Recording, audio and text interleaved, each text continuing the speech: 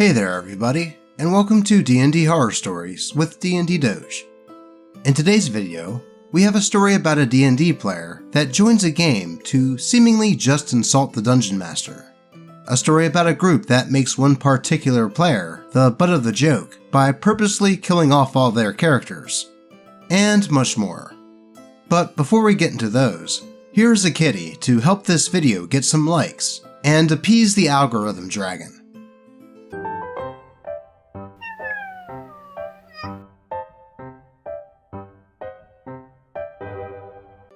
There we go. Let's hope that works. But with that said, let's get into some D&D horror stories. Player finds every excuse to halt campaign so that he can say that I'm a bad dungeon master. By Reddit user, Narcoleptic Bunny. This happened over a year ago, when I first started DMing. It was for a Darkest Dungeon inspired one-shot, where the players had to investigate a farm, taken over by the Color of Madness. There was me, Kodiak, the problem player, and Luciano, the other player. If you're reading this, Luciano, I'm sorry that you had to deal with Kodiak. Now, to be honest, the problems with Kodiak started before we had even started, and I should have kicked him then and there. It started with me just wanting to see their character sheets before I even started. I'd already checked Luciano's, simply reading it over before handing it back to him. Kodiak. Why do you want to see my sheet? Me. I just want to check it. I'm not gonna do anything to it. You have my word. Kodiak. I don't believe you. Luciano. They didn't do anything to my sheet. This went on for a while, before he caved and just let me check it. Or so I thought. After only a couple of seconds of me reading it, Kodiak pulled it away, so I just threw my arms up and got on with the game. The game started with me saying that there was a note in the players' mailboxes telling them that they've been specially selected for a job that may require their expertise. Kodiak. I don't go. Me. Why? Kodiak. It's what my character would do. Me, internally. Oh, for fuck. Kodiak, let's just get on with the game, please. Kodiak. Nope. I'll be gone at 4:30 anyways. After a bit more back and forth, I made up a BS excuse for why they needed to go to the quest giver. Me. Okay. A magical gun materializes behind your head. Kodiak. You can't do that. Me. Well, you're not going. Kodiak. You can't just kill me. I need to make a roll first. You're a bad DM. Again, more back and forth. Eventually, Kodiak caves again. Luciano had fun with it, and got me laughing till my sides hurt by begging the gun to shoot his player. After a while, they get to the quest giver. Both Luciano and Kodiak start asking about what monsters that they're gonna encounter, and I let it slip that I included a joke boss that can apply 1d20 damage over time. Kodiak. Why does it do that much damage? Me. It's a joke boss. I made it. Kodiak. Can I go fight it? Me. Depends if... Kodiak. Let me fight it so it can kill me. Me. Why do you want to die? Kodiak. You're a bad dungeon master. That's why. Luciano. Kodiak. You didn't even want to play. They got into their first combat encounter against some twig blights, and shortly after, Kodiak left. I tried to be nice to him, but his response was, Kodiak. Go F yourself. Learn to DM. The rest of the session was fine. Luciano mostly said how boring it was without another player, and I agreed, but we were both enjoying the roleplay. TLDR. Player says they don't want to play, then proceeds to play, halts the campaign at every opportunity, and then just leaves.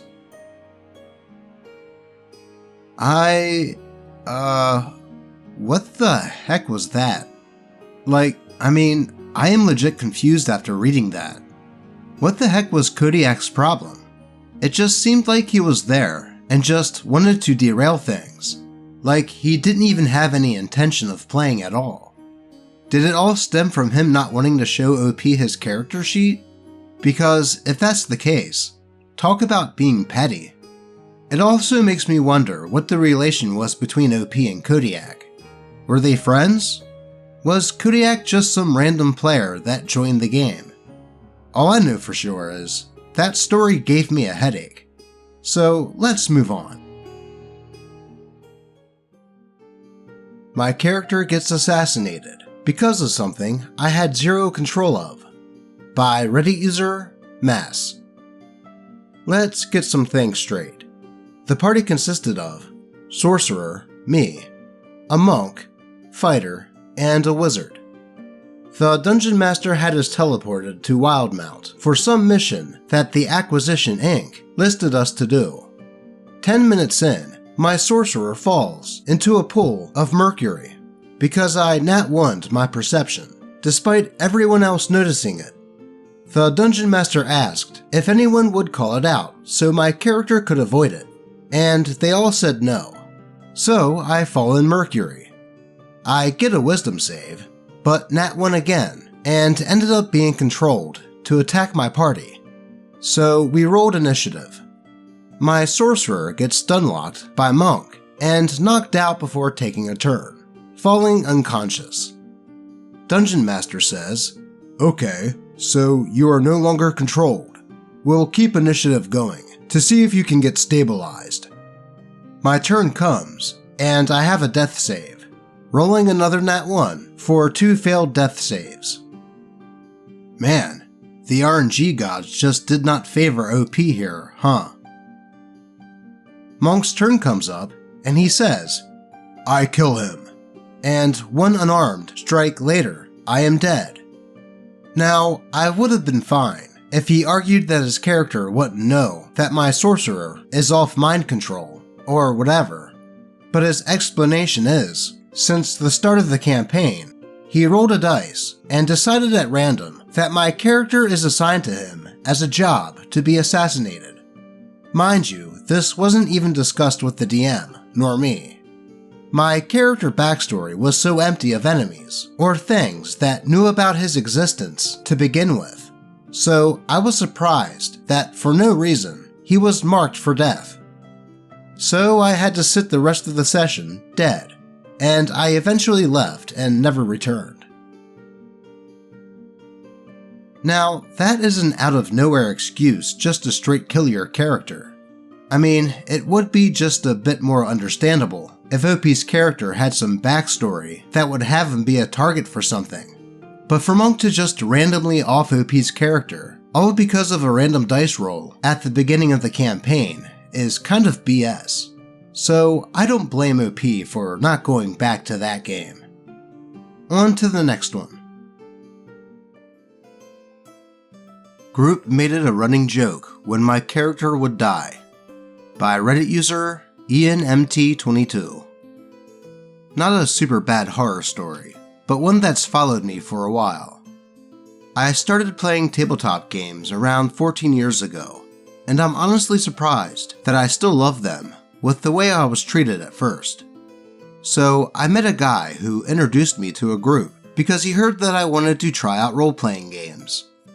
I had dabbled a bit in middle and high school, but nothing stuck, so hearing that I had another chance made me really excited. He went on and on about his Shadowrun game and how all of his friends had stories about their characters and how they'd been playing for years. That really excited me because I wanted to be a part of a long-running campaign and really develop a cool character. So he gets me involved, and I thought that I had made friends with a really cool group of people. The first session happens, and I come up with a slick talking face for the group who focused on being a getaway driver. Unfortunately, some bad decisions and rolls later, and he ends up getting gunned down, trying to protect the group during our first run. Honestly, it was a bit disheartening, but I then understood that this was part of the game and just shook it off because everyone told me that's just part of the game. I still had a really good time. I really wished I knew what was coming. Fast forward a bit, and I got to play a new character, but our game master wanted to try a new game and enter Scions. For those of you not familiar, it's a really fun game where all the player characters play children of gods from a bunch of different pantheons. You can also make your own birthrights to make magical items and such to give your characters a bonus. My first one was a street tough who was a follower of Bayron Samedi, a dude who was all about causing havoc and having fun. No one really involved him or liked him, so I just took it up as me being new and trying too hard. So when the time came, I made another character. This one was a doctor who really wanted to help every single person who he could, regardless of income, and became a child of Athena, and my plan was to play him as a more passive character. So a point came up where a bunch of skeletons were stuck in the river Styx, which was transferred into the sewers. Nothing was working, so I tried to quote, heal the river. It was a bad idea, but what else could we do? It ended up with my character's arms being turned into bone. Another character down, and the laughter ensues. Okay, yeah, not the best idea, but I tried. That was when it all started. Everyone thought it was hilarious when I died, and then made it a point to kill me whenever they could. A tank character? Oh, here's a magical being that kills you with one blow, and vaporized you. A fighter? Oh, he got past your armor, and cut you in two. It got so bad that during Christmas, another player made a bag for me that said, quote, make a new character, with a reticule on a person's head, as if they were being targeted. Everyone laughed, and so did I, to not make a scene, but I kept asking what was wrong with me or my characters. I carried that with me for years, that I was bad at games, until I realized that it was just a bad group. They bullied me constantly, with so many workarounds and rule breakings to make a joke at my expense. These days, I tend to be the forever game master, and I always remember those moments to try my best to be fair when it comes to my players' characters, because I still remember how much that hurt. Yep, it definitely sounded like that group started to purposely kill OP's characters just for the laughs. I can understand someone just learning the game and dying a few times at first, but the way it sounded, they just kept coming up with BS ways to kill off OP's character in an almost bullying manner. It is a good thing that OP got away from that group, and didn't let that experience sour their taste for tabletop RPGs. And it is nice to hear that they are game mastering now. On to the next post. People who are in tabletop RPG communities. Who was that person? By Reddit user ForeverDM247. For me, it was a person we'll call Jay. He was a loud person. He loved the sound of his own voice, and the echo of his own opinions. The first time I met Jay, he was ridiculing me for playing 3.5 DnD in the 2020s. We shared a board game club, and he had some connections with the owners, and was allowed to just be annoying, as long as he didn't cross the owner's quote, line. Jay would continue to make fun of me when I ran different games, such as Cyberpunk and 5th edition. Some of his comments were, "Wow, there's still gay people in the future?" in response to me introducing a gay netrunner. "That mayor wants it," in response to me introducing an elf mayor of a village as being quiet and reserved, speaking only when she deemed it necessary. He had such assorted and wild behaviors, such as harassing gay people, including myself, playing an enslaved character, and saying that he was inspired by me. I am black, and if you think I'm reading too much into it, he outright said it was because of my quote, culture. Playing female characters and trying to bang other players. He did this especially to lesbian women, and just overall being unpleasant. Me and Jay had fought for a long time, often me avoiding him when I schedule my games. He was never a player for me.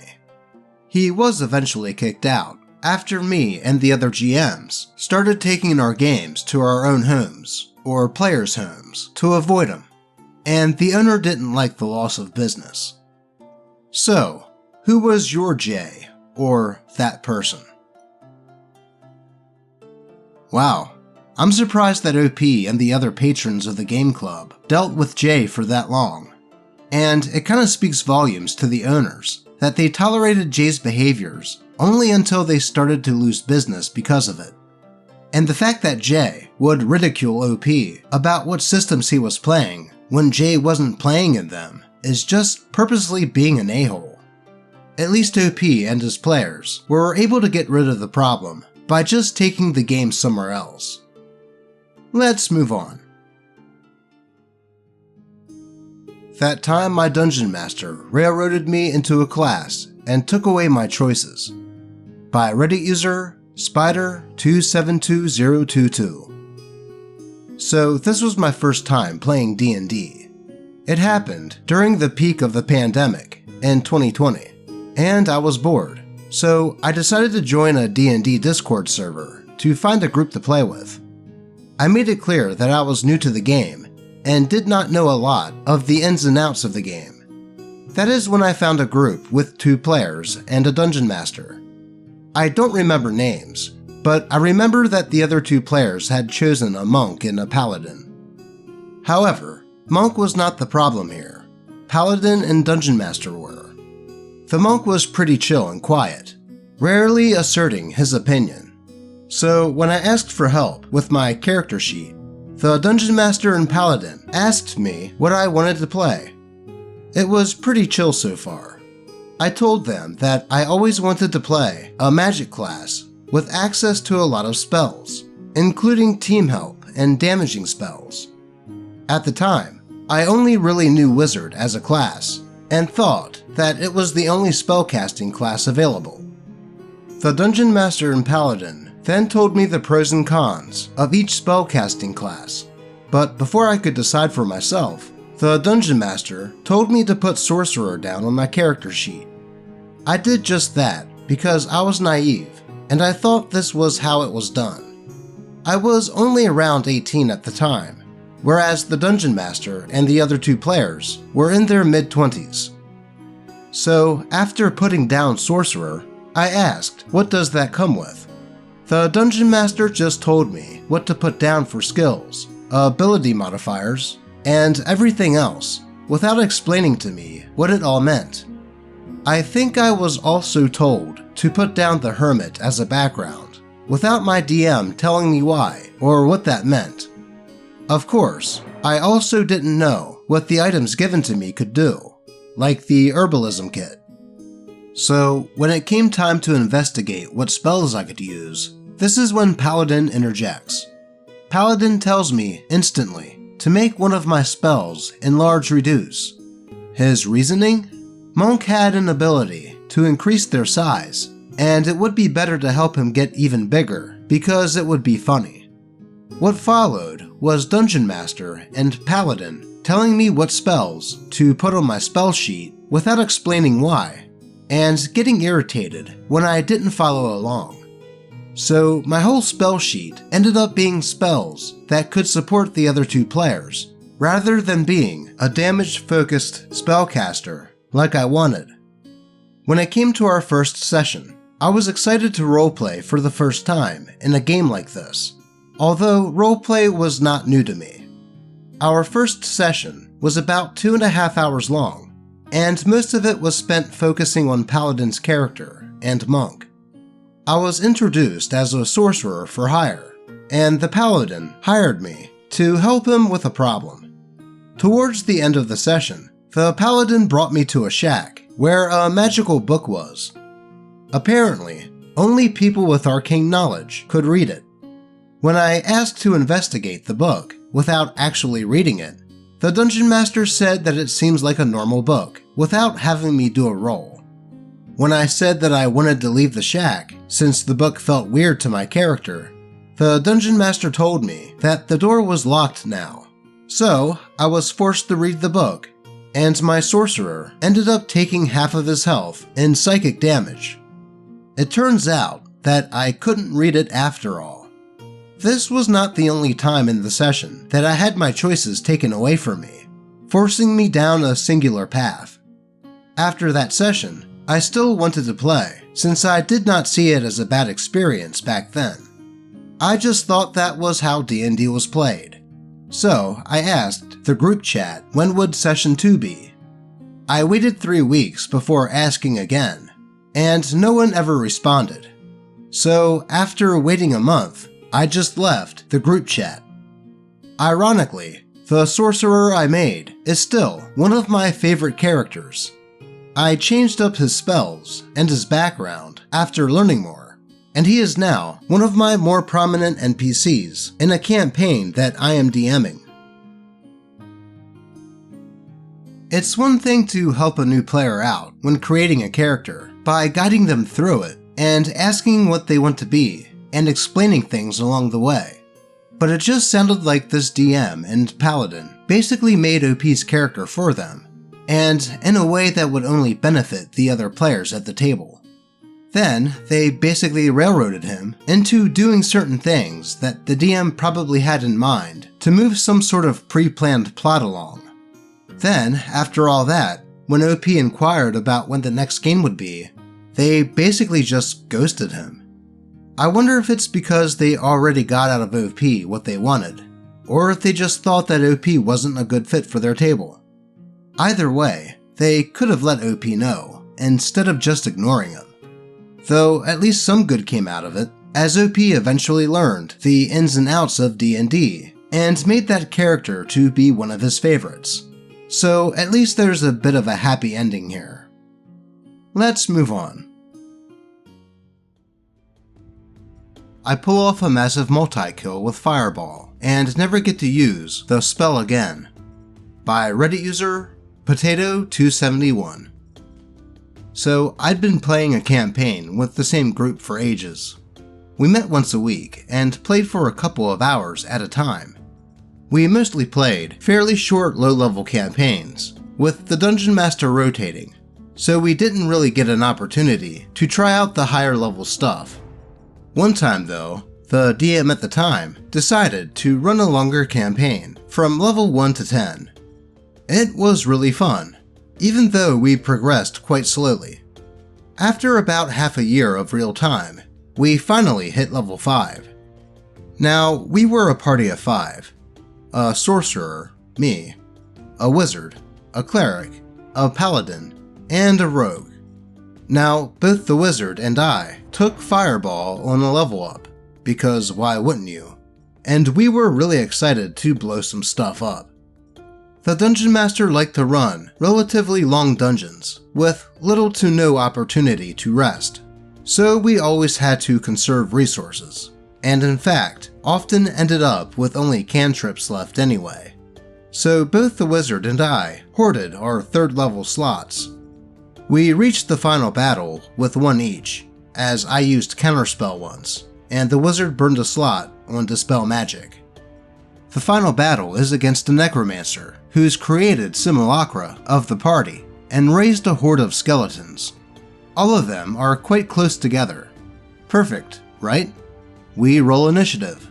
I roll a 19, and the wizard rolls a 17, so we go first and second. 2 fireballs later, and the enemies are down to just the necromancer and the paladin simulacrum, with everything else getting blown to bits before they could even move. The Dungeon Master is visibly annoyed, but we continue onward, leaving the dungeon and heading back to the city. The next quest is to retrieve a magic gemstone from a tribe living inside a volcano. Because of the location, all of the enemies are demons that are immune to fire. Okay, fair enough. We have spells other than Fireball, and the Paladin gets a chance to shine in the narrow tunnels. By itself, nothing wrong so far. But we keep playing, and for quest after quest, it feels like everything is designed specifically to prevent us from using Fireball. Sometimes, the enemies are immune to fire, even when you wouldn't expect them to be, like vampires or random mercenaries. Sometimes, the dungeons are too tight, with poor lines of sight, which ends up making ranged attacks next to impossible and screws over the rogue, as well as the spellcasters. One time, every single bandit we fought had a hostage. Several in real life months later, and I have not cast Fireball a single time since the first time. It's starting to get quite annoying, but then the last straw happens. We're in a dwarven mine. We fought through a narrow tunnel system, chasing down a warlord. Finally, we corner him in a larger cavern. I throw a fireball at him, then the wooden supports, which had never before been mentioned, get destroyed by the explosion, and the ensuing cave-in kills half the party. And that was how my first ever D&D group fell apart. Man, that Dungeon Master sounds like a bit of a buzzkill. A good DM would applaud their players for circumventing a big fight like that. Though, this DM sounds like he may be someone with a DM versus player mentality, and just wants to, quote, win D&D.